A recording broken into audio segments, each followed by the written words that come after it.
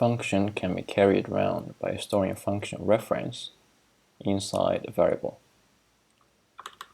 One restriction on putting a function reference in a variable is that the variable name also needs to start with a capital letter. To return a function reference, you can use the function with the name of the function.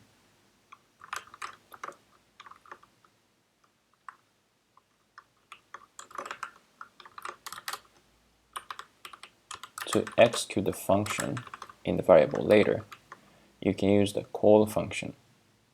Here the command name is call, and the name of the function is also call. It takes two arguments. One is a function reference, and the second is the argument that you want to pass to the function you're executing.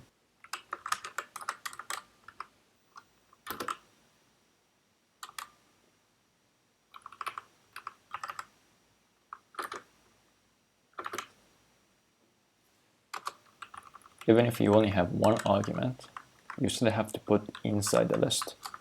Otherwise, you raise an error.